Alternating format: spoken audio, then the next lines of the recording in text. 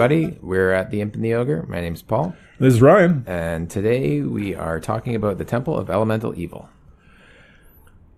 Temple of Elemental Evil, written by Gygax with Frank Mentzer. The whole thing was published in 1989. It's a first edition AD&D designed for first level PCs, and you can pick up the PDF these days at the DM's Guild website.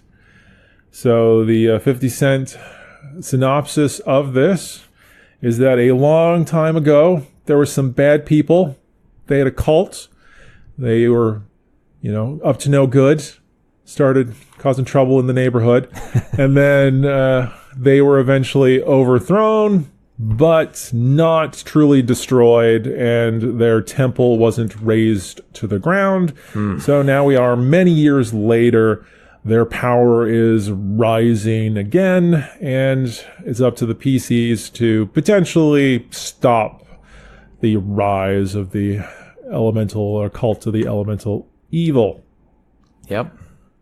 So this adventure basically consists of like two kind of parts in terms of like its structuring. Like the first part of it is the village of Hamlet, which was published earlier as a standalone adventure. And then there's the rest of it, which ties into some of the themes that were presented in Hamlet originally. Like the ideas there aren't new, but it doesn't really fit perfectly, I guess, is the way I would think about it. In general, for me, I don't know about you, I liked Hamlet as a standalone introductory adventure. The Village of Hamlet itself is considered to be one of the classic D&D adventures, though I do think that the whole Temple Elemental Evil fits on a lot of people's best of lists, and I disagree with that heavily. Yeah. And I'm kind of excited about this episode because this is the first adventure that we've done that I genuinely dislike large parts of. So it's most of the other ones have had major redeeming qualities with a few problems. Outside of the Village of Hamlet, I don't actually enjoy a lot of this adventure. I don't know how it felt for I'm you. sort of in the same boat. I thought the first parts were good with the Village of Hamlet and the Ruins of the Moat House. I think they're playable and fun and descriptive and interesting. There's cool things to do. And then once you kind of get to the Temple of Elemental Evil, it is my least favorite way of adventuring, and I would think I would ever want to play it or run it for people. The in and out style of adventuring, which is just, you're expected to go through 4 major layers of a dungeon and go in and out and in and out and in and out and survive it all and then win. Well, I'll get my bias out right here in the open. I don't like mega dungeons as an adventuring style for the most part in general, and the Temple of Elemental Evil is effectively a mega dungeon. Mega dungeon. Right? It's repetitive, as you were mentioning. I agree with that. It would feel a little tedious to me. It just ends up being to me what's the point? The point is loot, right? And it exemplifies a certain style of adventure that is kind of gone away to a certain extent. I mean, there are major old school revival style things, and there's been some great mega dungeons if you like those types of things that have been published in recent years, but it's not a type of game that I like. This whole adventure very much exemplifies that idea that the point of playing D&D is about getting treasure, because treasure is XP, so you want to just get as much loot as you can, and that's it. And what's interesting about it is I think the range of levels here is it's supposed to take you to about 8th level, which I believe would have been around retirement level for first edition D&D. You'd get to 8th level, and at this point maybe you get a keep or something like that, and you move off with it. So your entire PC's career could be this one dungeon, I guess, which doesn't seem super fun to me. But it's also we're talking way ahead, but how could you survive your whole career adventuring in this dungeon when the town itself is split into evil and non-evil or good. It's like 95% evil. Yeah, like right? so and this is what they're trying to revive, so why would they tolerate good adventurers going into the temple and destroying it? The first time you went in and came back, they would probably notice again and came back again. I couldn't see why you wouldn't run the evil people, and there's high level NPCs as well. That why wouldn't they just rain down death on you in town? Oh, you should not survive. I mean, there's spies in Hamlet. Yeah, right. As soon as you decide to go to the temple, they should be ready for you and just kill you. Like it just taken as a whole, there's no way the PCs can defeat it. So I mean, you got to sort of hand wave. Oh well, they don't get along with each other, and there's infighting, and they don't keep trust each other in check exactly, yeah. right? Yeah. So there's that type of aspect of it, which you got to kind of buy into if you want to believe that your PCs just don't get murdered in their sleep every single time they go to bed. Yeah. But yeah, before we get too far ahead of ourselves here, I just sort of want to point out that there's not a plot at all. There isn't, no. In this adventure. And I have some suggestions on how to make it better. But it really is all about treasure accumulation. Yeah. Right? So the reason why the temple exists is very much secondary to finding monies and neat gizmos. Okay? Because there's actually really no point in even finishing the dungeon. Right? There's no reason to. It's literally an adventure where your players are going to play until they're bored and wander off. It literally says in the adventure that the lower levels of the temple might be beyond the power level of your PCs. Right. So maybe you'll have to go do something else and then come back later at some point to deal with it, which doesn't strike me as the greatest way of designing something.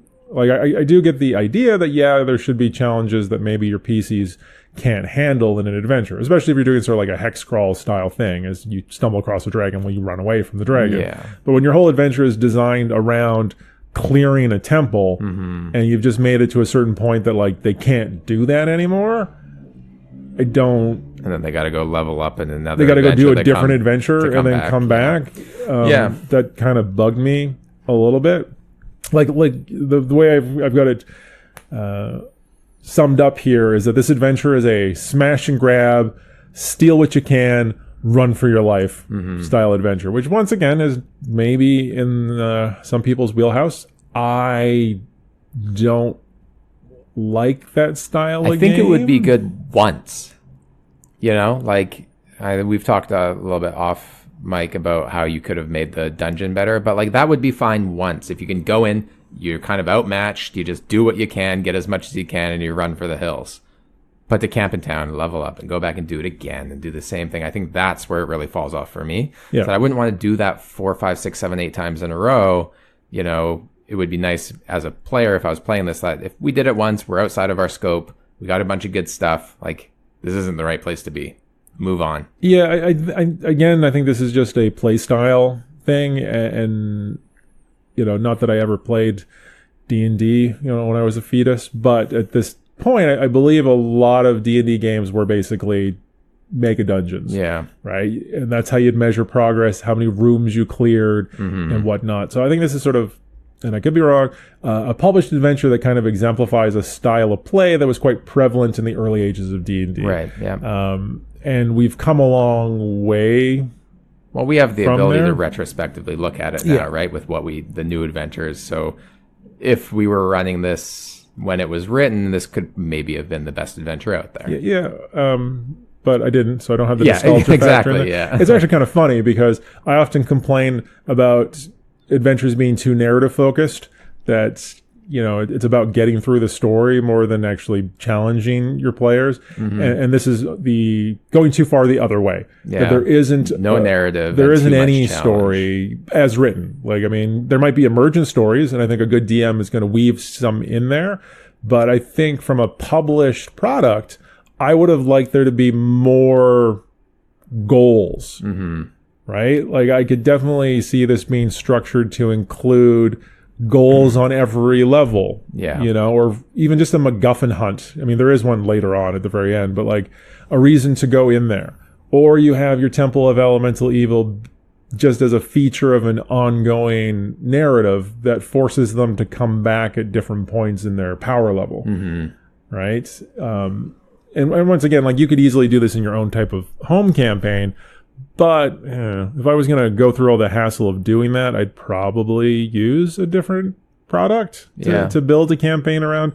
That being said, this has been sort of rejiggered a number of times in different versions. Like I haven't read Princes of the Apocalypse, which I believe is the 5th edition version reimagining of this, and there is a 3rd edition Return to the Temple of Elemental Evil, and I haven't read that one either too. So there might be some good stuff in there, and that might be worth taking a look at. But anyways, we can complain about specific things as we go through, and I do have some suggestions that we'll get to sort of make it more engaging, I guess. Yeah, I mean, it starts out in the village of Hamlet. You're there. Actually, one thing I wanted to mention that just popped in my brain before we get into this. The type of players I've found that this type of adventure is really good for, where there's no plot and you're just going through and killing stuff, kids.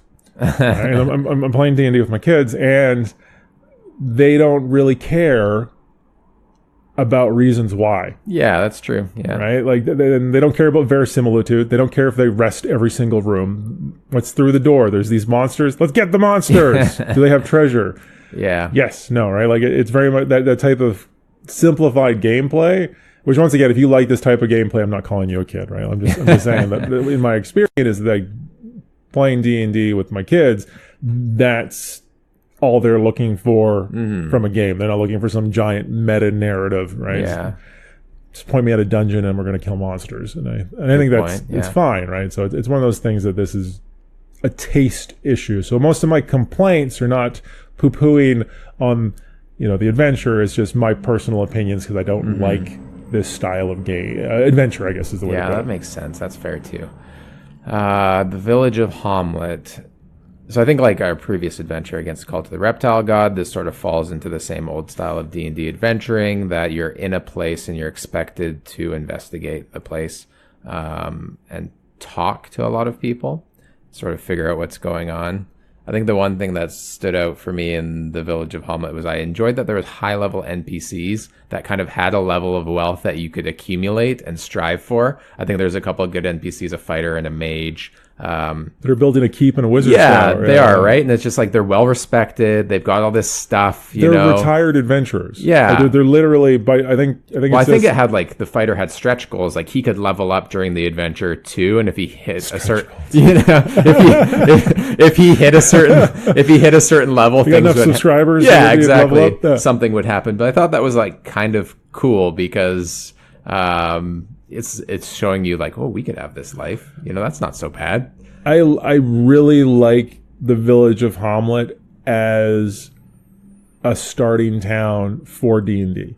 I think ignoring the rest of this adventure is totally valid. But if you started every single one of your games in the village of Hamlet, arriving at the village of Hamlet, you could use it as a launch pad for literally everything and anything because there are high-level patrons of almost everything. Yep. Right? There's, I think there's a druid circle. There's the wizard building his tower. There's the fighter with the keep. There's and it's meant to be that way because like you were expected to train with high-level NPCs to level up, and that was like an expected thing at this version of D&D. So that's cool, and that I like that, and I think that's been a little bit lost now with 5e and some of the additions that you just kind of level up and all of a sudden you're casting the spells, and we've complained about this before, that there's no downtime. Like, how did you learn how to do that? Why can you now all of a sudden do that? And that's why I think I appreciate the high-level NPCs, because there's mentors around for people.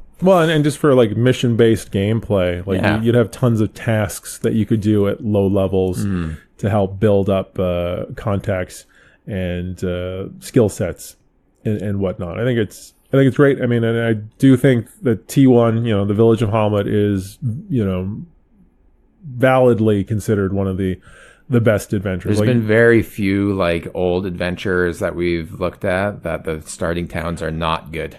Yeah. Like most all of them we look at and we say that's a great starting town, but this one stands out especially for you. Yeah, I mean, I kind of at this point this is sort of what I quote unquote expect from a first edition town. And when you read an adventure where you don't have a hyper detailed starting town, you're just like, really guys? You didn't go through the effort. But I will say that from sort of a DM standpoint, there is a lot of stuff to keep track in here. And in particular note is the affiliations, right? So who's effectively spying on... Who's good and who's bad. Yeah, it's not even who's good and who's bad, right? There's people that are affiliated with the militia. There's people that are affiliated with the new gods, the temple.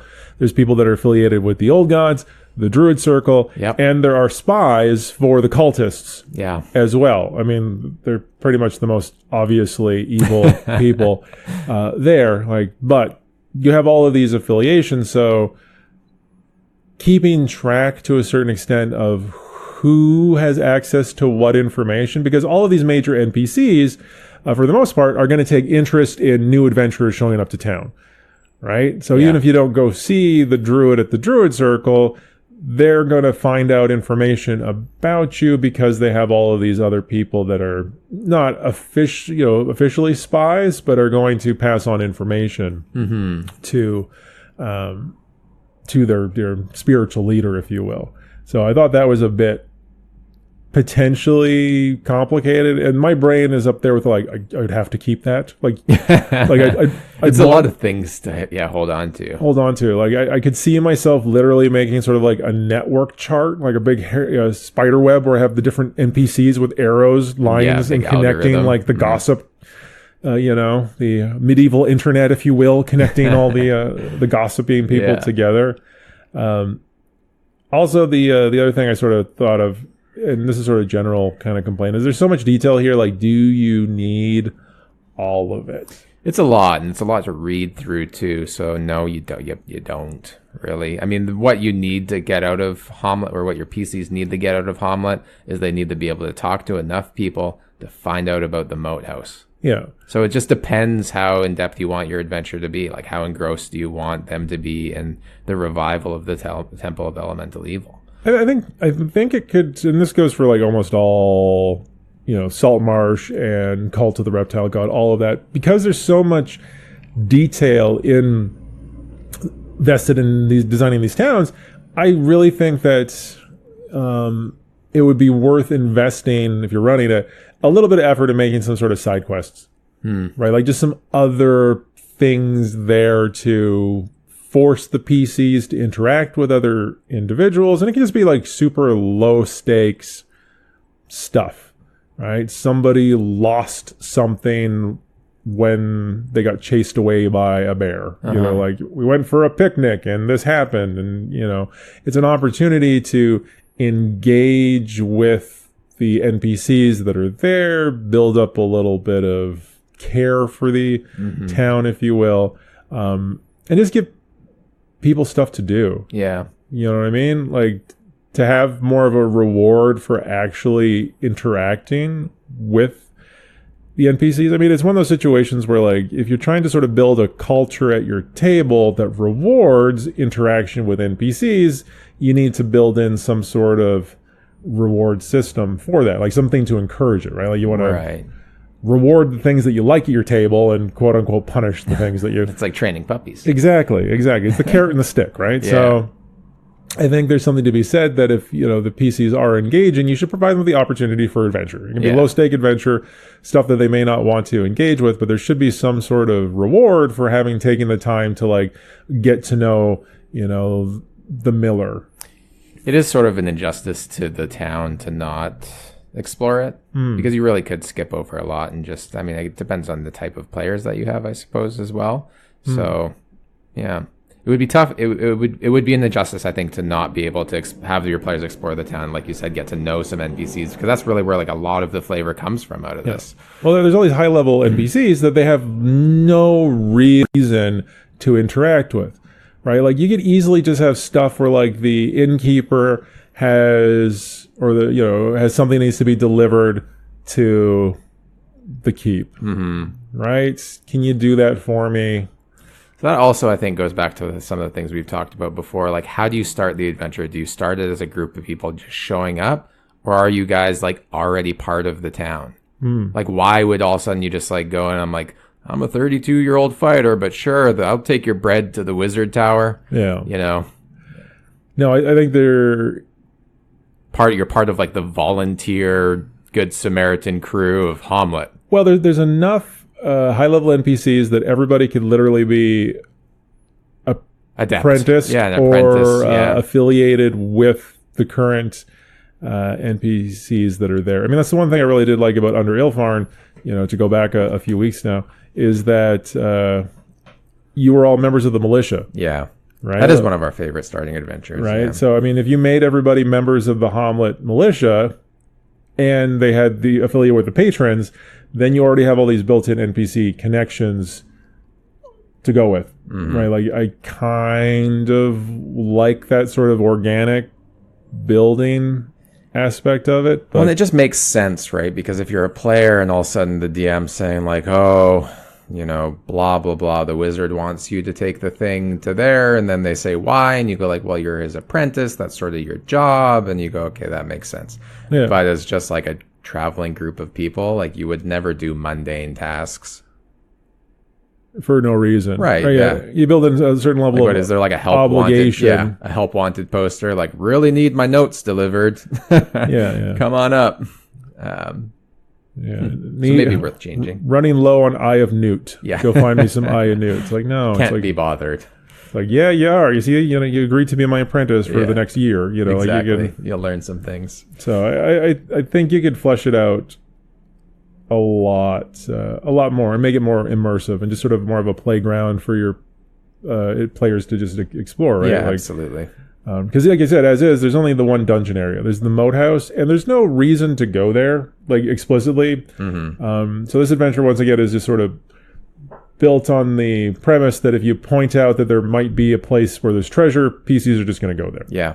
Right? It's the murder hobo, mentality, which again, totally fine. Yeah. But through interaction, as written, through interaction with all these NPCs, and, you're supposed to be like, so, is there any adventurers around here? Hi, we're adventurers. Any good spots for adventuring? And through that type of discussion, they should find out about this ruined moat house, which, once again, if they investigate the history of, we'll find out that it was a stronghold of the cult of elemental evil from back in the day. I don't know that they actually explicitly outline a time frame of when. No, it does note that the older townsfolk will remember it as a place of evil. Okay. That they just don't like it. So it's that was outlined in the adventure. I thought that was kind of like a nice flavor thing that if you were talking to younger people, they'd just be like, it's just the moat house. But if you spoke to older generations, they would remember it. So so the time frame then has got to be within 100 years kind of thing, like recent memory that they did. A few generations at least. Yeah. And I think as a dungeon, it's perfectly fine, right? There's nothing that I disliked about it. Right? I like that initially, at least, the upper ruins don't really give away what's lower than it. It's like the dungeon ecology, for lack of a better word, made sense to me. Yeah. Right. The outer ruins, you got some bandits that are sort of using it as a campsite. You got wild animal encounters. I can't remember if there's like frogs or toad, giant frog or something. Yeah. Something like that. So it was a nice combination of that. I also really liked, I don't know if you may note of it or not. The random encounter chart? No, you can talk about that. But I like that the response that the bandits have depends on how strong the PCs look. So depending effectively of the level that the PCs are when they come to investigate the moat house, which in general should be first level. But if they look like they'll actually lose, the bandits are just like, they just take all their stuff and leave. Yeah. Right? Like, so you don't get any encounter, you don't get any treasure or anything like that, which I thought was kind of a nice touch in that I don't know that I've ever read an adventure where it explicitly just says that they'll just leave. They're just like, no, we don't want any of this. Right? Yeah. It's always, they'll stay and fight, and they might surrender at a certain point. But here's a situation where they're just like, if they look weak, they'll set an ambush to fight them. If they look average, they'll this. If they look strong, they're gonna run away. And I just thought that was really cool, really nice. I did also like about the ruin part of the moat house that the random encounters were not just combat encounters, that there was actually like audio cue random encounters that like you hear the echoing of your own like you hear footprints, but it's just the echoing of your own footprints, or you hear like the scraping of stone, which is just things shifting. It's like a cool thing to add into random encounter tables that just add ambiance to the area, because you don't just want combat every single time. But I thought it was neat to have just predetermined, like you hear footsteps in the distance, and then your players may be cued that there's something out there, but it's just not really, right? Yeah, I think that's actually kind of a neat way to do it, especially if that every time you had a random encounter, you always prefaced it with some sort of audio or sensory cue that only sometimes actually resulted in an encounter, right? Like, so sometimes the echoing of footsteps is just the echoing of footsteps, but sometimes there's bandits getting into position. Right. Like, if you could set it up consistently, then your PCs wouldn't actually know. Yeah. Right? Which I think isn't necessarily a bad thing, right? So I guess the only issue with that is they're not actually wasting any resources in preparing. It wastes table time. If every time they hear something, they prepare for battle, and you're just like, aha, there's nothing there. Right? There was nothing. So it's a neat idea, but another thing that I liked about the rotting drawbridge, and that you can injure your mount beyond physical healing. Like you can break the leg of a horse, and you can only heal it with magical means. I thought that was kind of like a cool detail that is not like healing is healing, it seems like in 5e, but I thought that was kind of cool. It's a neat concept. Though, why first level PCs have horses? I don't know. Some farmers have horses. Well, yeah.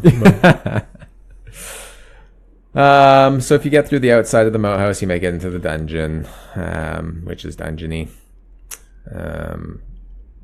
There's a gnome to be rescued. Some small encounters. So it's I can't remember. Is it 1 level, 2 levels? 1 level, I think. It's just one level dungeon. So there's it's mostly monstrous humanoids and a little bit of undead. There's 2 entrances. So there's basically an escape tunnel that the PCs are literally never going to stumble across, which actually I think it mostly exists to explain how come the bandits don't know about what's going on below them, because they're I think it's included mostly just for plausibility of plausible deniability of knowing what's going on below you. And then there's stairs that PCs are gonna just find from exploring the ruins. I, for whatever reason, I got a little frustrated with the maps in this particular one. Like, just trying to figure out where things were. Yeah. I just got a little frustrated. Like, it's better in the actual Temple of Elemental Evil, but like looking at the map and I was trying to line things up and figure out what room connected to what. I often don't even bother. I just read through the rooms nicely. I usually do, because I kind of want to figure stuff out. Yeah. And in particular with the Elemental Evil, it was super important for me to figure that out because of, as we'll talk about, the locked doors, the sealed doors. I'm like, well, how did they get around? So I was trying to figure out the route that a PC could actually take. But in this one, I just couldn't figure out where things were, because it doesn't actually explicitly say these stairs lead to room X in Hamlet. And I was just like, come on. It's like the basic design thing. It was a little frustrating. I figured it out eventually, but it could have saved me a little bit time. The gnome you mentioned, what I liked about that NPC that can be rescued, I think there's a couple of NPCs down there that can be rescued, but they're merchants that have been captured. And what I liked, it was a delayed gratification. Yeah. So if you rescue them, they promise you a reward. They don't have anything, but they promise you a reward. So presumably most good PCs are just going to be like, yeah, sure, whatever. Like, you got nothing on you right now. We're not going to leave you here to die. He gives you a ring though. He gives, which I also liked, which is like the plain ring, which is the signet of the gnomes. You know, it's like a reputations built into old D&D. So you're like rep grinding with the gnomes at this point. It's like he gives you the ring, and if you wear it or if you show it to another, it gives you like a reaction bonus to other gnomes. Yeah, you get but it's only within a certain distance of the area too. So it's only familiar to the gnomes in the area, but it's like a cool little unassuming thing that you could get out of just doing something good. You know, it's like it's a non-monetary reward, and I do think that that's not necessarily used as much as it could be. It's good incentive to do nice things for people, because if the PCs go like, oh, what's this? And he goes like, oh, well, the gnomes within the area will recognize it, and you'll be a friend of the gnomes, and they'll maybe more likely to help you. And I like that. Yeah, well, you know, if you grind them up to friendly, then they provide you with quests. Yeah, they give you like, you can buy gnome boots at that point. If you get up to revered, you maybe get their cloaks. Exactly. If you want the best enchants in the game, you got to get exalted. So from just a general mechanic, though, I do think it's nice. I mean, I think I don't think that's built in enough. I agree. That even just, you know, general unfriendliness to strangers. Yeah. You know, in rural areas. Just, you know. See, like, what if you were mean to the gnome and he still gave you a ring, but it was no longer a ring of friendship? You know, it was like, and he just told you, oh, the other gnomes in the area will recognize it. And now when you run into other gnomes in the area, they greet you with hostility. Or they don't be nice to you because you're identified as like... Well, he just tells everyone you stole it. And then like... Yeah, or something along those lines, right? Like it's just it's the way that the gnomes can identify friends and people that, you know, or the prices are marked up because they're merchants the next time you see them. Yeah, no, that's a good idea. But to get to my original point before I forget it, is that it's they promise you a reward and it does eventually come. Right, like it's like the next merchant caravan that comes through Hamlet. The merchant there won't be the same people, but they will leave you your reward. And I can't remember, it's X number of gold pieces or what have you. But like, it doesn't happen immediately. It happens days or a week later, however you wanted to time frame it out.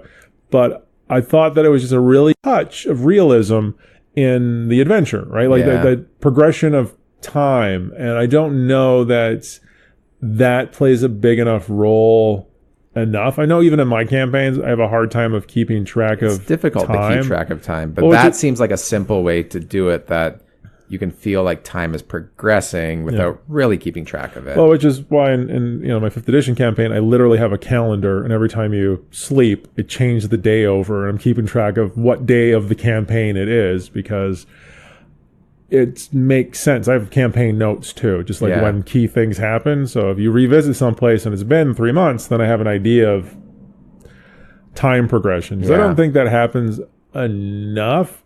I mean, this ties into, you know, the fact that mathematically you can grind from level 1 to level 20 in like 30 days playing 5th edition with standard adventuring days.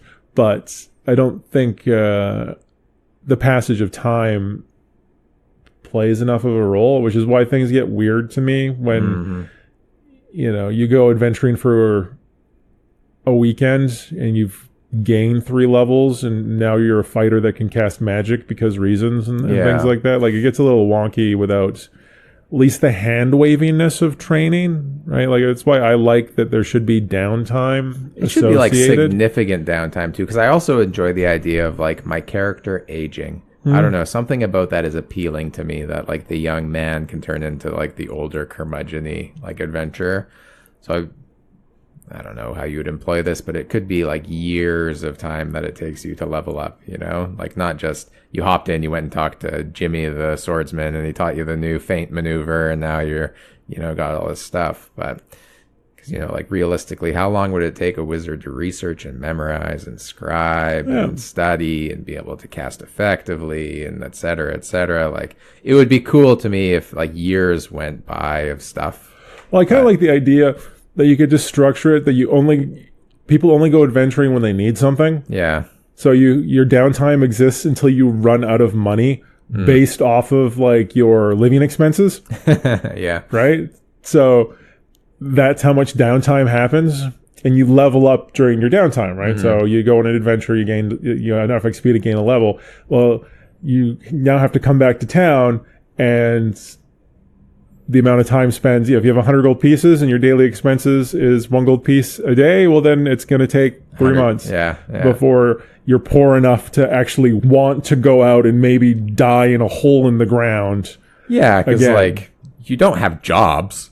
Yeah. Like, I'm not working the smith in my spare time to make my living. I mean, you could, technically. But adventurers are like scoundrels.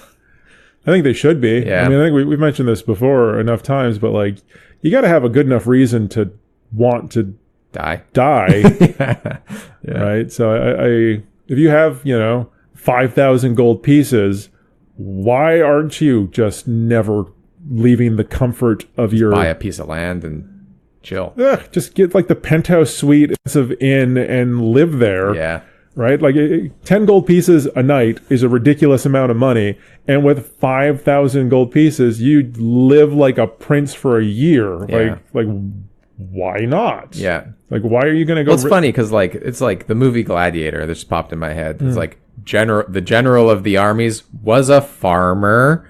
His whole like plot line was to get back to the farm. Yeah. It's like his whole goal was to, I guess, quote unquote, adventure with the army long enough to just go retire on the farm with his family. Yeah. Like that makes sense in like the general scheme of things, as he doesn't want to be out there, but you need to have a reason to adventure. Yeah. And I think that needs, you should play with that a little bit more. Anyways, we're completely in the weeds now. I don't even remember why we got off topic there. Oh, the gnomes. Oh, the gnome. Yeah. So the gnome's kind of cool. You get your reward. I liked, there's a couple other things in the dungeon I liked. We were talking about audio cues earlier, and that if you run into guards in there, they'll actually start yelling for support. They'll make hoots and hollers and try and attract the attention of the other people in the area, which isn't really written like that very much. It's just kind of like, if there's noise here in C5, the people in C6 will be attracted to it. There's never really like an intentional sounding of alarm that much. It doesn't seem like. It's just kind of like, you're in your like sphere of sound, and if you move, it attracts things in that sphere. Like cone of silence. Yeah, so I thought that was neat. That's a good point. The boss of here is a cleric named Lareth. The master. The master, who's got all these guards working for him. So, yeah, you could probably... I don't think it's particularly difficult. A single spellcaster on their own, not super dangerous. If the guards are coordinating with them, then it's a little more dangerous. There's some seriously awesome loot that this guy has. There's some pretty sweet magic items and treasure that you can accumulate. And there's some indication that he is affiliated with this temple of elemental evil. Like, there's hints there. It doesn't explicitly outline that, like, you are evil and you should be doing this evil stuff for these evil people, but it's implied heavily, let's say. My favorite part of this particular encounter is the fact that he will be missed. Well, yeah, that's what I also have this note, that there's multiple narrative things that can happen depending on how you choose to deal with him. If you kill him, consequences. If you don't kill him, he will like offer up everything that he owns as his own ransom. So, go on. Yeah. But regardless, right, whether you kill him or accept his bribe, all right, he will basically either send an assassin, or an assassin will be sent to investigate the missing member of the cult. Yep. And if the PCs have sold any of the awesome loot that they've acquired, and some of it's like very expensive jewelry, or are seen wearing any of his stuff, because they're spies in town, they will know exactly who did it.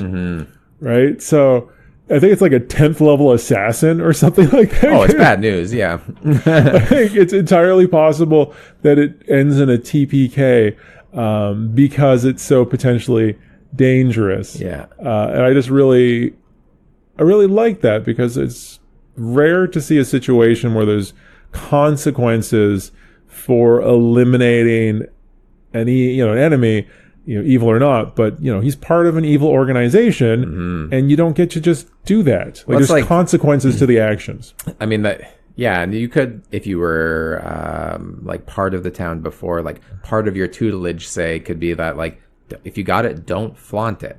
Like, that there's faction on either side. It's like, are you asking to be mugged? Do you flaunt your jewelry? So that could be like an unintentional thing that happens later. If they get this loot, they're not thinking about it. They're like, oh yeah, I'm wearing the necklace. But yeah, well, the whole game is built around breaking into people's homes, murdering them, and taking their stuff so you can get stronger to break into other people's homes, murder them, and take their stuff, right? It's just they're bad people, right? Like, to oversimplify the situation, right? And I just kind of like that this really illustrates that the consequence of doing that. Also, what I did enjoy about is, as a mechanic, is that because it's, there's potential for your players to wander off the beaten path, if you will, if they start to get distracted doing something else, and you want to bring them back to the Temple of Elemental Evil hook, that's when you bring in the assassin. Right? So you could even have a side quest to run a different adventure in between the moat house and then moving back to the Temple of Elemental Evil, which, I would be more than happy just to skip the temple. But yeah, if you wanted to do that, you could totally have your PCs run off and do something else and use the assassin coming after them for revenge for them messing with the cult and killing Lareth as the hook to bring them back in, to reel them into the main meta plot a second time if you wanted to. Yeah. So that kind of finishes up Hamlet and the Watchtower. I know you don't care much for narrative descriptions and adventures, but there is really a nice large narrative part in this interlude to Null. There is a whole page. And it's text. It's meant to be read aloud, and that if your PCs didn't pick up on what was going on up to this point, I thought that was nice. I mean, I really enjoy that kind of stuff in adventures. I tend to read the flavor text when I'm going through. I will say that if I'm running a published adventure, I do like having the little text boxes, because the whole point of running a published adventure is I don't want to do that. Yeah, you don't. I don't have to come up with it. It's nice to be able just to read room descriptions and have all of that set out. So I liked it. It does hit things a little too on the nose and really does illustrate it. It's definitely there to backfill if your PCs haven't been paying attention. Yeah, which is not uncommon, at least at my tables. Yeah. Or even between sessions. If you ended a session, it's been a couple of weeks since you come back to this, having a giant exposition dump to get everyone's brain back in the game. Yep. Can't hurt. So they make it to the town of Nulb. Nulb, yep. Which is, this kind of like goes back to what you're saying, that this is like, should be a smash and grab, because Nulb is like a very dangerous place for adventurers and adventurers with wealth, because if you stay in the town of Nulb, you're going to continually be raided by people trying to loot your loots. Well, Nulb is a wretched hive of scum and villainy. Yeah. Well, okay, one of my favorite things about Nulb is that you can employ NPCs and you can hire them, but the NPCs that you hire are all evil. They're don't have your best intention in mind at all. They're evil by nature. Which I thought is amazing. You think you're just getting good NPCs, but they're just evil to begin with. No, just in general, I think for kind of an evil campaign, Nulb is kind of awesome. Mm-hmm. One complaint I do have is there's really no reason for Hamlet to exist as part of this. Yeah. Right? You know what I mean? You can totally remove Nulb without losing anything. You could remove Hamlet without really losing anything. From a design standpoint, I found, it's fine being there, but in terms of do you need both? And I would probably eliminate Nulb if any of them. From a not wanting to be cruel to your players standpoint, but you absolutely. could still have the things that happen in Nulb happen in Hamlet. As soon as the Nulbians know that you've looted at least 1,000 GP, they raid your house or your thing. Like 20 of them show up to kill you and take your stuff. Yep. Right. And this happens over and over and over again. It's full of pirates. Right. Like there's some, I mean, really entertainingly interesting NPCs for sure, but it's so hostile that you wouldn't even want to stay there. It would happen once, and you would be like, well, okay, we're not staying anymore. All right, so then you'd go relocate to Hamlet, I guess, but then there's spies in Hamlet, so people are just going to come and get you in Hamlet. You know, like it gets a little... if you're going to play it that way, it gets a little wonky. Yeah. The issue, you know, this ties into the sort of the smash and grab nature of it, is you're dealing with intelligent enemies that have means of keeping track of you. Yeah. So unless you're hiding out in the wilderness between incursions where they can't find you, they're just going to constantly be harassing you. Well, and also, where are you supposed to store all this stuff? Yeah, and There's it's a like lot of stuff. It's not like the bank of Nulb that you're going to be able to put it in. So you got. I think there was a money changer in Hamlet, a gem, the standard like coins for gem person, but still, you end up with sacks full of gems that you can pickpocketed off of you. So Nulb's a bad place for your PCs to stay, and they're meant to stay there, and they're meant to. It seems unfun. Like Nulb seems like it's designed to punish your players. Yeah. And as much as like I'm fine with being mean to my players if it makes sense, the fact that the whole town is more or less designed to rob and murder your players at every opportunity. It's like punishing them for succeeding. Yeah.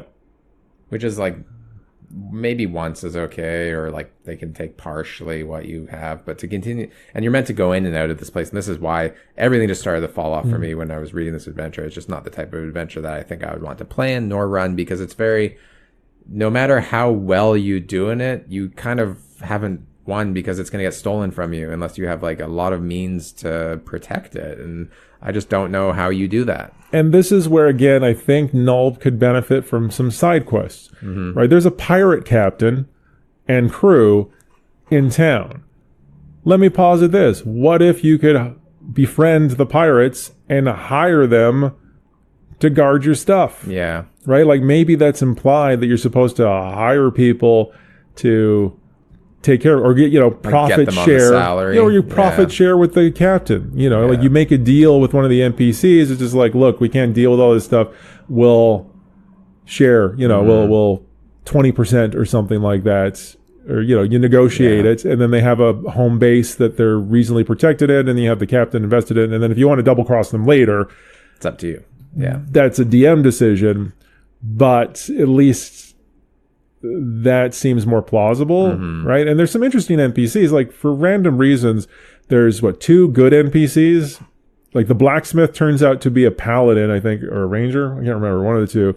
Somebody's slumming it to keep an eye on the Temple of Elemental Evil, who will help you for a little bit, but then will stop helping you because he doesn't want to get outed. So he'll never go into the temple to actually help you, one thing I did think was interesting is in Hamlet, you find out that the former deacon of the temple or whatever the rank of the person was off on a sabbatical, and you find out that she's in Nulb pretending to be like a crazy witch woman.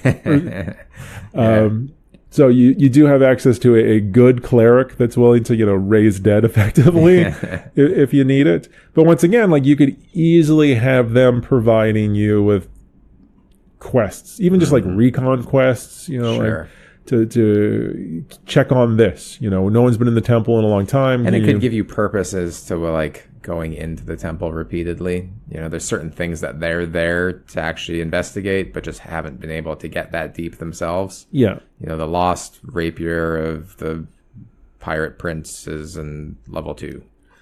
Or even checking a ward or something like that. Like, I think you could give quests that involve infiltration that don't just boil down to like murder everything room to room as you go through. Which is what happens next. I mean, you get to Nulb and you know that the the ruins of the elemental evil. Ruins? The whole thing's basically So you get there, and like the only bit is like the small portion of it that is above ground. There's like an outer guard tower that's still got guards in it. It's just a lot of guards. Yeah. And the whole church is still standing. Yeah. Like it's locked up tight and all the windows are still intact. Like so this is, it's pretty much when you enter like the skyscraper underground.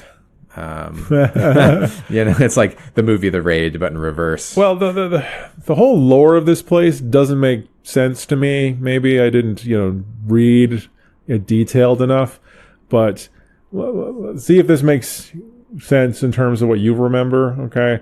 So for whatever reason, was it Zugdmoy, whatever her name is, the demon queen of fungi. Yeah. Zuggtmoy. Well, Zuggtmoy. Zugdmoy, whatever. Zuggtmoy. Demon prince of fungi or whatever you want to think of her as, for whatever reason wanted to form a cult, but didn't think that, worshipping mushrooms was going to be trendy enough and wouldn't be able to recruit enough people to her cause, decided to make a cult that was about elemental evil. So like evil elements, like not good fire, bad fire, and somehow siphon off divine power somehow from that. Sounds familiar. Yeah. So she helped found a quadripartite cult focusing on the elemental powers, and then also was in league with Iuz or whatever, Iuz, the demon prince, demigod, which we last encountered in the City of Skulls, because that was his city when we dealt with that one there. So it got involved with him somehow to work together to build this cult. And then they got too big and powerful, and a bunch of good people came and smacked them down and sealed her in the temple. Yes. And Iuz just sort of buggered off, like he didn't care. He didn't care enough. He was just doing it for personal gain.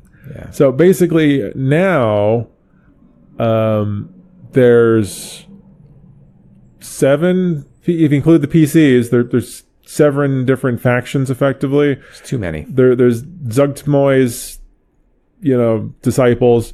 There's people loyal to Iuz. There's the 4 different elemental cultists, and then there's the PCs. Yeah. All cohabitating and apparently in conflict sometimes. Like none of the cultists get along, apparently. So there might be some room for manipulation theoretically in there. I don't know. It just seems like a giant mess. But the fact that there's a demon queen sealed there seems like a wasted opportunity. Like you can release her. Well, there's no hook associated with it, right? Like you can release her for sure. That is like a legitimate outcome of going in there, as you release the demon queen. And I wouldn't necessarily say that's a bad thing, right? And I think I mentioned this to you off mic a while ago, is that maybe releasing her should be the whole point of the adventure, right? You've removed a power from the abyss, and in the vacuum of the the void that she left, who knows what's been going on, right? So you could actually literally have a situation where a good patron is trying to get her released to help balance the forces of evil, or even you could even have evil people trying to hire you to release this other evil person because things getting all messed up, and Demogorgon's getting too powerful. Well, that's what we talked about in the last adventure. That was the whole point of the Demogorgon, was that they were unhappy with the imbalance the of bastion chaos. of broken souls, right? They want more chaos to keep the chaos in check, so there's not too much chaos. So I think having some sort of legitimate hook tied to her would be beneficial, even if you just had to go talk to her or something like that, because that's the only real reason to get all the way to the bottom, get the orb of golden death. I had to write that in bold so I could pick it out, because then you need to get the gems to attune it, and then that lets you be awesome effectively, right? But I think without there being a legitimate reason for going into the temple, other than getting loot, why? Right? Because as is, it's let's go in there for stuff and kind of check things out.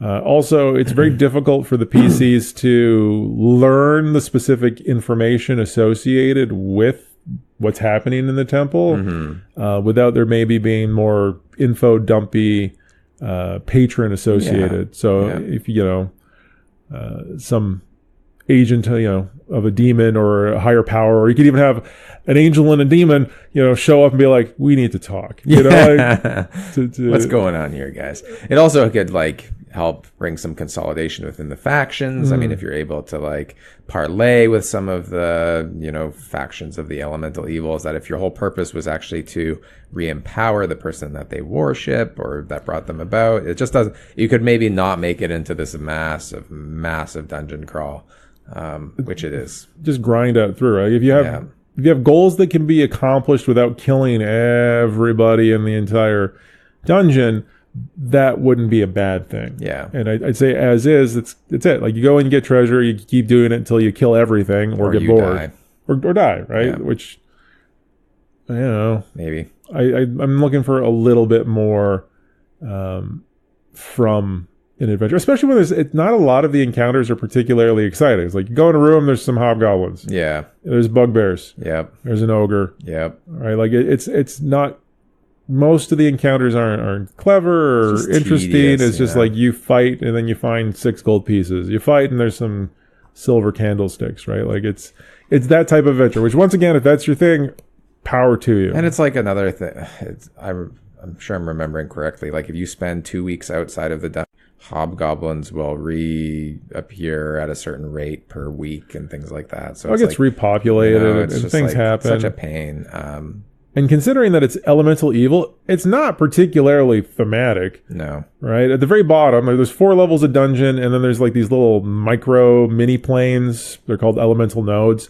Those are thematic, but the cultists themselves aren't. Right? There's not even different sections for each of the different temples, right? There's the different cults. There is a temple room for each of them, which is, there's some elementals there, but on the whole, there's just a lot of random monsters. Let's throw some undead in there. Lots of bugbears. There's lots of bugbears are the big one. Ogres are another very common one, and it's just they get a little tougher, level to level. As you level up, going by grinding mobs on the different levels, you can go to the deeper one, all the way down, right? So I don't know. I mean, there's some opportunities to pretend to be cultists and sneak around and bypass some of the enemies and bluff your way past some of the enemies. But again, because there's no real goal, right? There's no point other than to find stuff. Get loot, yeah. Get loot. So, you can sneak past monsters, but most of them are in the rooms that have the stuff that you'd want. So you got to bluff to just steal the things. Yeah. Which, again, only certain PCs are even going to be able to do. That's true. Yeah. Yeah, the end of the big dungeon crawl is not my style of playing, I don't think, but there's it's a really cool theme. There's very cool backstories behind it. You could tie in other things, like you said, releasing the fungi queen or something along those lines would be more interesting, give you a reason to stick around, give you some incentive. There needs to be some more. Either you need some more carrots or sticks. Yeah, there needs to be consequences for not going in there, or better benefits from being in there. It's like walking around with big signs that point in an arrow that says "Adventure this way." Oh, that being said, it's not all tedium. There's a couple of interesting encounters in there. One that I thought was mean but funny, which is probably why it was included, because a lot of these older adventures have that type of let's be funny but mean at the same time. Was that there's this magic item that makes you look as the opposite of what you are effectively. So there's these werewolves that look like angels behind this magic mirror or something like that. And they try to convince the PCs to leave all their equipment in a big pile so they can bless it, cast powerful good magic on it. And then they tell the PCs that they have to go wait outside for 77 seconds so they can cast the spell. And if they're watching, it won't work. Literally, it's drop all your, and obviously if anyone's ridiculous enough to leave all their equipment, the werewolves just come out, steal it all, and then attack the PCs while they're ungeared in the hallway. It's pretty funny. which I thought was pretty funny. The PCs can trigger the appearance of Ayuz. If they desecrate his temple, he just shows up because he's got nothing better to do. Yeah. And then if he does, another god shows up, Saint Cuthbert of the Cudgel, and they both both disappear in a puff of smoke, which is super random. I don't know. Again, I'm not super versed in all the first edition adventures, but did gods just pop up randomly all the time in people's adventures? Because that seems like a life-defining moment for a character. No kidding. A good god just saved your life. They should all just convert to St. Cuthbert right there. Immediately. You're just all right, we're going to devote... a near impossible will save that if you fail... You're a follower of St. Cuthbert. Yeah, you just said it should be something along those lines.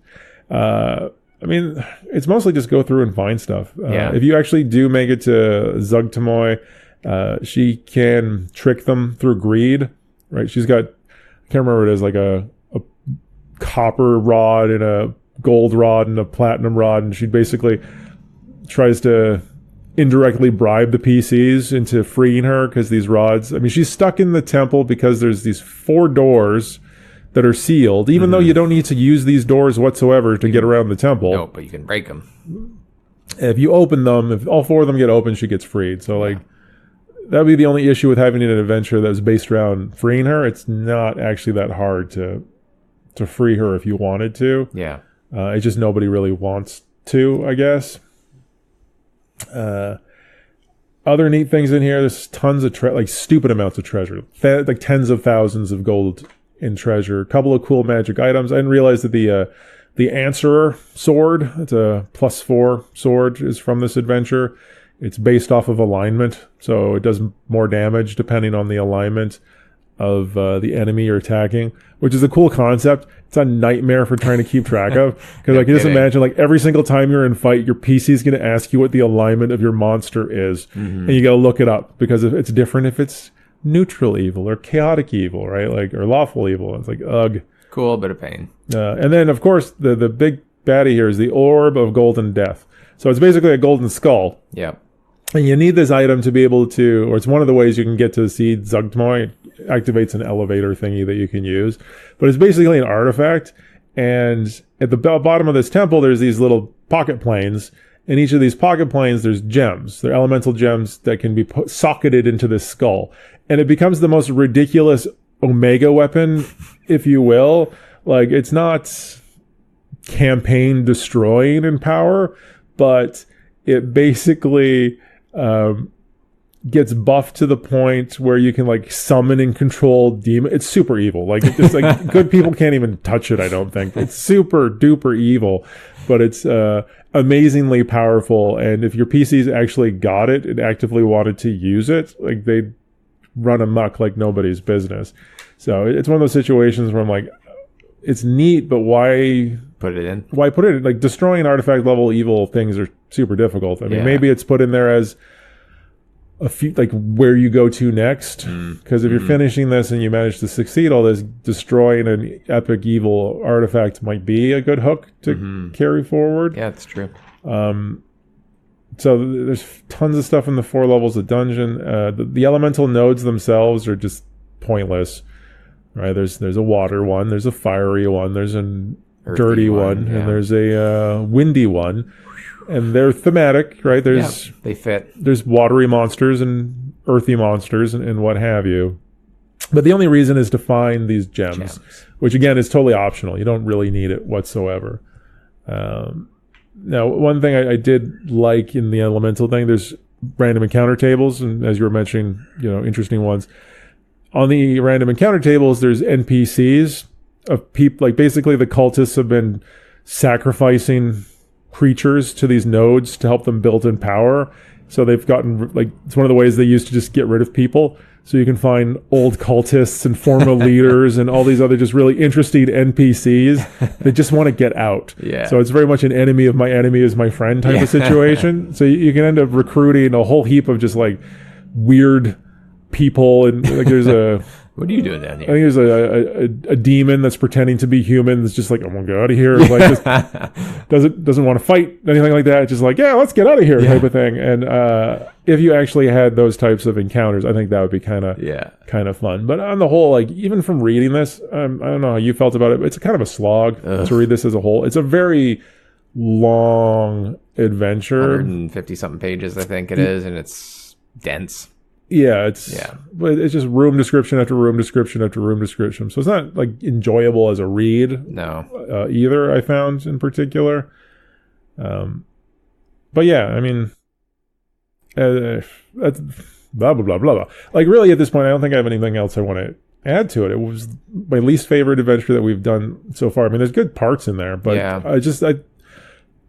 it's hard to dissociate my general dislike of mega dungeons from this itself. Like, I don't know if this represents a bad mega dungeon and that's biasing in what a good mega dungeon is and whether I'd really like a good one, quote unquote. Right. So it's hard to say. Love Hamlet. I think you could do a lot with Hamlet. I think you could do a lot with some of the other, Nulb is not without its redeeming qualities. Agree. Yeah. And if you just needed a sort of a den of thieves, you could do worse than that. For sure. But yeah, I mean, I'm of the opinion that the PC should die. Probably. Right? Yeah. Like, the first excursion should be fine. Like, they have the quote unquote element of surprise. But after that, due to the spies, due to the intelligence of the enemies, I don't see why there wouldn't just be a incredibly violent, incredibly well organized counter offensive, right? Like, why wouldn't they just board up all of the doors and windows on the house, douse it in gasoline, and light the whole thing on fire? Especially once you're in Nulb and have a bit of treasure. Yeah, if you go, that's what I'm saying. If you go back in there, but because the whole town is basically in cahoots with the temple, right? Why wouldn't everybody just leave the temple? And now you're fighting 100 bugbears and ogres, and they wouldn't tolerate it. That's for sure. Right, this type of hitting and running irritation, I don't think an intelligent enemy would support. So it's a little bit of it just breaks the verisimilitude. Like, I don't see as a DM how I could run it believably that results in a situation where the PCs can abuse it. Like, you basically just have to run the enemies like idiots. Mm-hmm. Well, I guess Steve just leapt in today, right? And just nobody goes up the floor to see that everybody's been murdered, and now the PCs are taking a break, right? Yeah. Like, it's just that aspect of it just breaks it for me. I agree with you there. I think that's all I've got to say. Yeah, I mean, you might like it, but it just represents a type of grindy adventure style of game that I don't enjoy. So, there's things to recommend in it, but overall, I take a pass on it myself. Agree. As usual, guys, thanks for listening. Next week, we're checking out the Ghost of Mistmore. Thanks. Bye.